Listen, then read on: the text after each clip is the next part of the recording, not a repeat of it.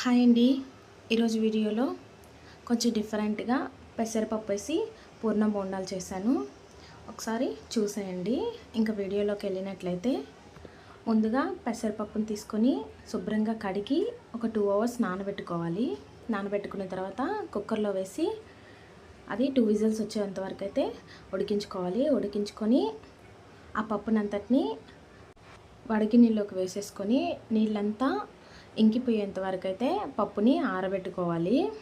ఈ నీళ్ళన్నీ వెళ్ళిపోవాలి. నీళ్ళన్నీ వెళ్ళిపోయినప్పుడు మనం బెల్లం వేసి కలిపినప్పుడు పప్పు జారుడుగా లేకుండా కరెక్ట్గా ఉంటుంది కన్సిస్టెన్సీ. ఇంకా ఇందులోకి బెల్లం తురుమును కూడా తీసుకోవాలి. ఇప్పుడు మైదాను కూడా తీసుకొని నేను కలిపి పెట్టేసుకున్నాను.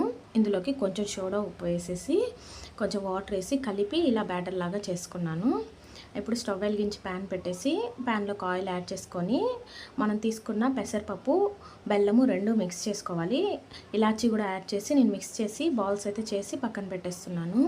ఇలా మీకు ఎంత సైజులో కావాలంటే అంత సైజులో బాల్స్ అన్నీ ప్రిపేర్ చేసి పక్కన పెట్టేసుకోవాలి. పప్పు మెత్తగా మెదపాల్సిన అవసరం లేదు. ఇలా ఉంటే సరిపోతుంది. ఇప్పుడు ఈ పిండిలోకి ఆ బాల్ని యాడ్ చేసుకొని పైన కోటింగ్ ఇచ్చేసి ఆయిల్లోకి వదిలేసినట్లయితే మనకి పెసరపప్పు పూర్ణం బోండాలు అయితే రెడీ అయిపోతాయి. ఇలా సింపుల్గా ఇంట్లోనే చాలా ఈజీగా ప్రిపేర్ చేసుకోవచ్చు. రిమైనింగ్ ప్రాసెస్ కూడా సేమ్, ఉన్న బాల్స్ అన్నీ అలాగే ఆయిల్లో వేసేసుకోవడమే. మన పూర్ణం బోండాలు అయితే రెడీ అయిపోయాయి. ఎంత చక్కగా వచ్చాయో చూసారా. వీటిని ఓపెన్ చేసుకొని చూపిస్తాను, చూడండి. టేస్ట్ చాలా బాగుంటాయి. పూర్ణం బోండాలన్న వెంటనే పచ్చిశనగపప్పు, బెల్లము అలాగే బియ్యం పిండితో చేస్తారు. కానీ ఇలా మైదా పెసరపప్పుతో ఎవరు చేయరు. ఒకసారి ట్రై చేయండి.